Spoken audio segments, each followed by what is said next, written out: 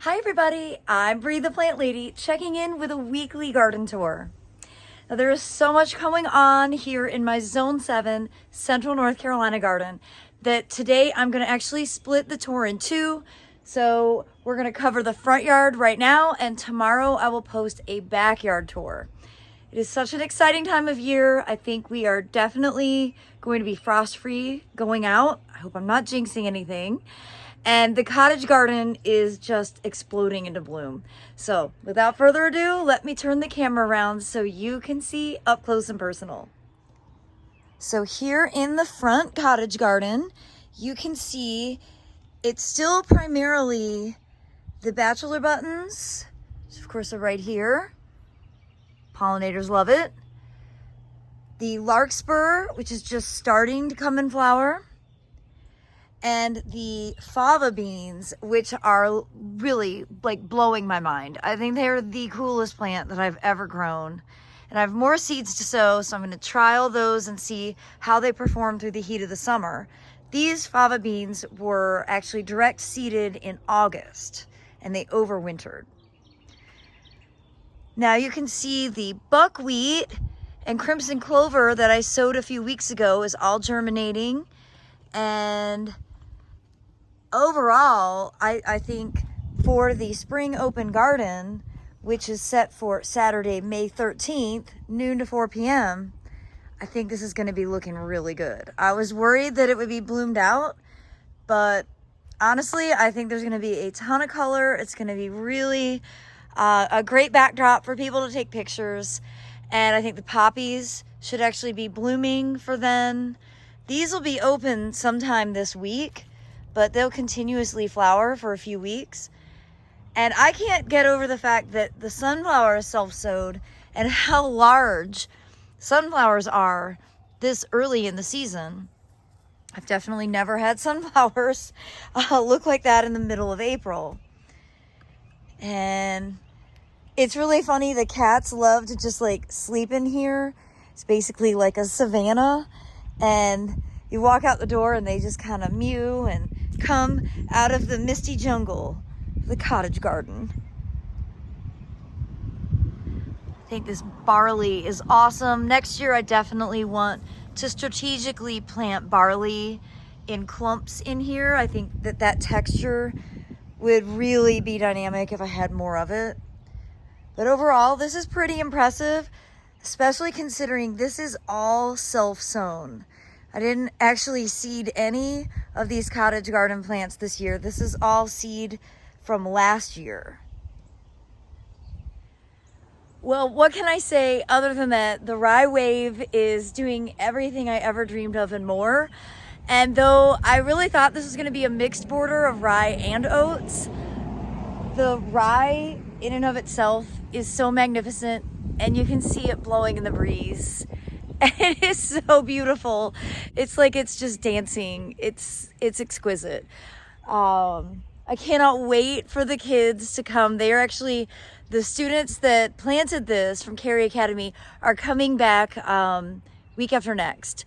And I cannot wait for them to see what their efforts last fall have grown into. It's such an exciting thing to be able to share. So down here on the shady side of the wave, you've got the self-sown carrots that are all starting to go into flower. And they are just so beautiful. I love them so much. And I've been on the lookout for swallowtail caterpillars because we've had a lot of swallowtail butterflies. And I love actually under the live oak, having the lunaria mixed in with the carrots. I really like when it's not a monoculture of just one thing. And so I definitely would like to have more diversity in the wave. I think it's almost like segregated itself. I prefer when all of this stuff is mixed together. So next year, that'll be my goal. So out here in the front shrub border, you can see the Kanoi viburnum. It's just about finished blooming. And I just wanted to take you around this entire bed so you see kind of what's filling in the ground plane to make this low maintenance. So That is all Phlox paniculata bright eyes. That is a swallowtail attractor like no other. Up in here, we've got a row of dwarf crepe myrtles and some Silene coronaria, used to be Lychnis coronaria, that self-sows in this area. We've got, this is Pycnanthemum. I had to come up with that one. This is mountain mint that I planted plugs of, and the goal is for it just to fill in any of the open space, doing quite well. Of course, we've got the tiger eye sumac that kind of also suckers around. The shrub layer or tree layer, this is planted very densely, but it actually looks beautiful from the house. I can see this from where I sit on the couch. And it definitely does its job in sort of screening the property from the road, and not so densely that you can't see that there's a house back there, but enough that you have some privacy. And that's really the point of a shrub border. So all the Lespedeza cut way down, that's popping up as well, filling in gaps, more Pycnanthemum. I have some open space here. I'll definitely be adding some of the perennials that I'm going to have for sale at the Spring Open Garden. All of that is Phlox paniculata bright eyes. So you can see it's a really effective native perennial just to fill in open space and basically make it so you don't have to mulch and you don't have to weed. You know, there's just no opportunities for problem plants to establish when you have that kind of ground plane coverage. And that's really the point of what I'm trying to do, filling in the ground so that I don't have so much maintenance to deal with and I can really enjoy the shrub borders to their fullest. You can see the driveway bed has Lunaria over here and Phlox subulata, and those crepe myrtles that we cut back about a month and a half ago are starting to flush out, so they will regrow and be a smaller size. Of course, the pink muley grass looks awesome, and some self-sown carrots up here. And on this bed, we've got the Silene coronaria that has really established itself quite well. More pink muley grass, and I don't see any new growth on this crepe myrtle. So that'd be unfortunate if one grew and the other didn't, but I bet that that will resprout. Well, this shrub border needs a little weeding. You can see there's some vetch. You know, I've thought I've gotten the vetch down under wraps. It's still there. And you can see the tiarellas that I planted a few weeks ago from North Creek are all starting to bloom. They're so cute, little foam flowers. And in this border, I really depend on mums filling in the ground plane. They aren't quite as aggressive as the phlox, but I really do love their blooms. And the viburnums are just about done blooming for the season, but they're always wonderful. And overall, I think the effort that we put in from maintaining this bed has been worthwhile. I'm amazed at how slow to grow the calycanthus have been, and I'm now seeing I have a bunch of oak trees that I need to pull out. Of course, the oaks are the #1 weed in this bed, and that's because of this giant water oak that planted itself, or a squirrel planted. And, you know, basically every acorn will germinate. And they're actually relatively deeply rooted and hard to pull out. You can see when I say it's my biggest weed, I'm not exaggerating. Oaks, all those, all of this, all of those. See, they're everywhere.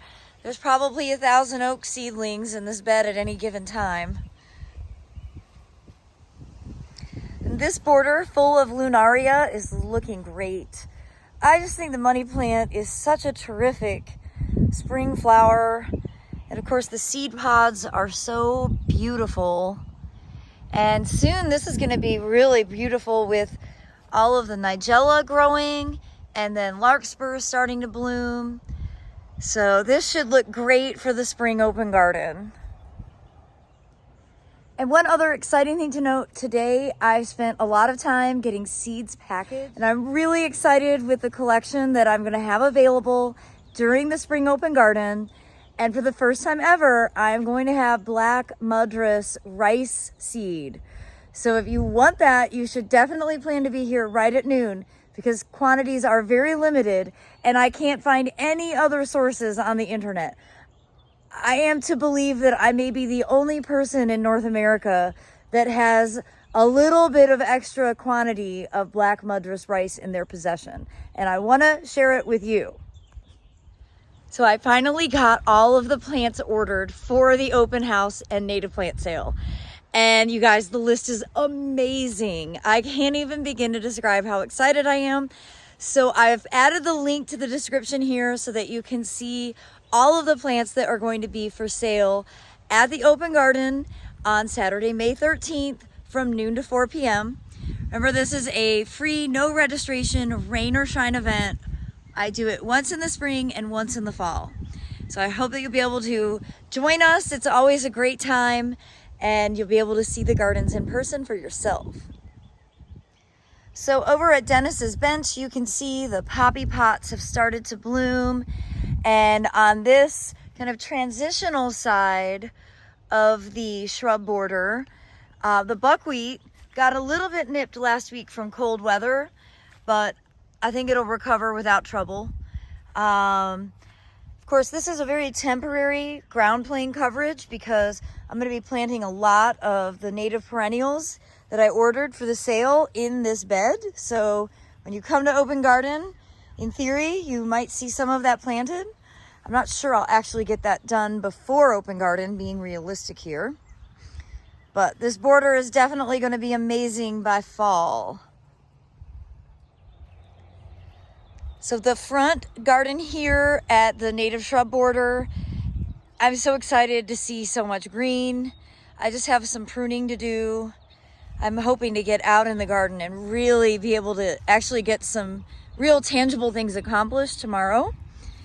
I know I showed you all up close and personal view of this in a recent tour, but I just wanted to kind of show you again.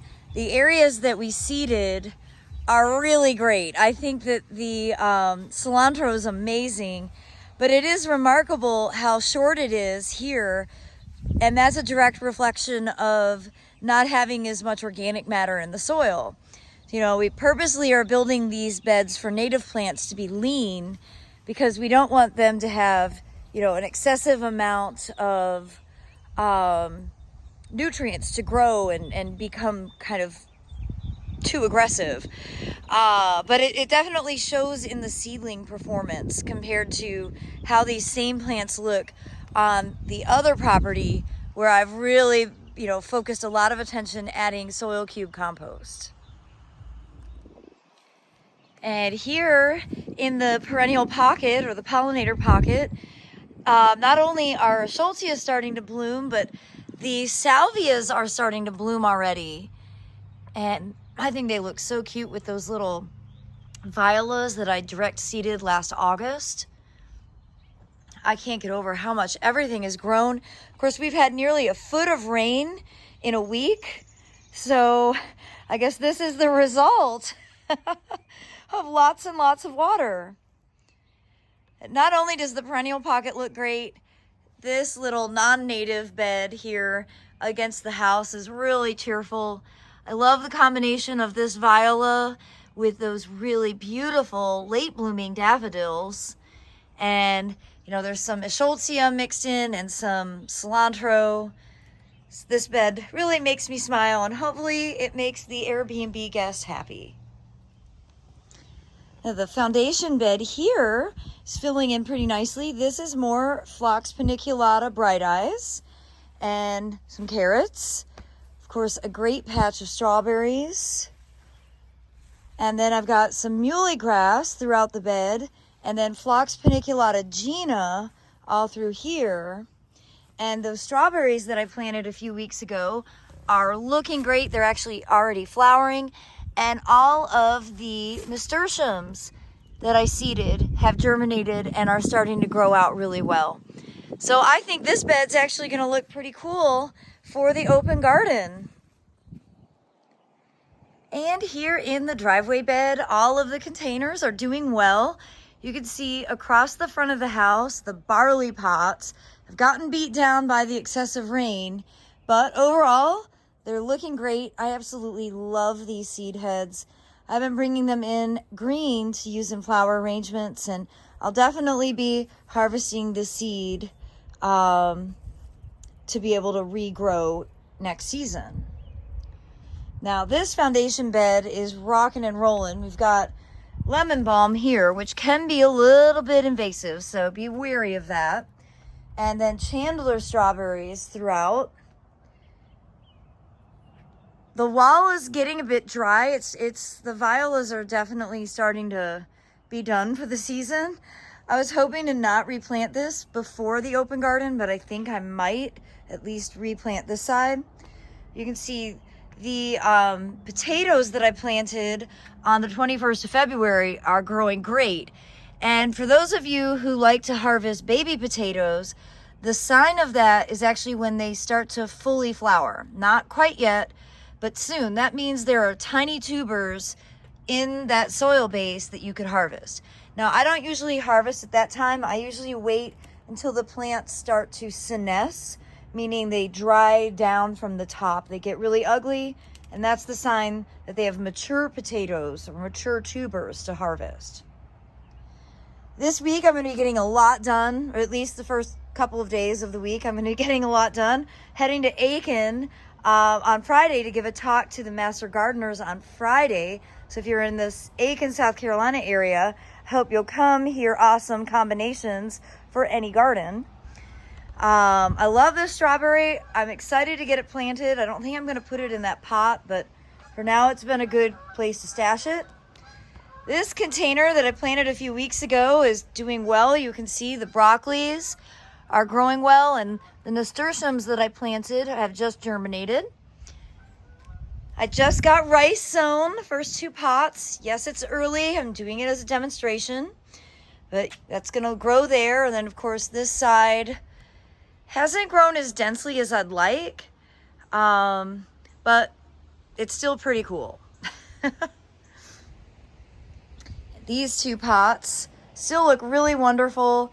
The coleus that I planted over here has definitely suffered last week from some of the cold temperatures, and that's just sort of my fault for jumping the gun. But you can see the cool season stuff is just about finished. If I get a wild hair this week, I might actually redo these, so we'll just see how it goes. I have a million things on my to-do list, like usual. And this south-facing border, oh my gosh, you guys, I've got my first garlic scapes. Oh, hot diggity. All right, so if you're growing hardneck garlic, it's really important that you remove the garlic scape because you want the energy to go into bulb production, not into flowering and setting seed. So if you don't remove the flower scape, you won't get like a big fat garlic bulb. But these are delicious. You can cook them in a million different ways. You just Google that. Garlic scapes are a real delicacy. And I'm so excited. Again, it's like 3 weeks early for absolutely everything. But, oh yeah, I'm going to bring these into the kitchen. We will eat them tonight. Now that means I'm going to be on a garlic scape hunt for the rest of the evening. This is definitely one of my favorite borders. I love how these onions look when they're in bloom. And of course, the eschscholtzias are so beautiful. The greatest thing about having the onions and stuff here is that it's really helping deter the deer from eating the plants behind it. So the deer love to nibble on this sarissa, and they've been leaving it alone because of these onions. Well, everybody, I look forward to sharing part 2 with you all tomorrow. I'm just feeling kind of low energy, and I just want to sort of relax and enjoy this kind of weird cloudy day. The backyard has a ton going on, so I hope that you'll tune in tomorrow. And as always, I'm wishing you the very best. Thanks so much for watching, everybody.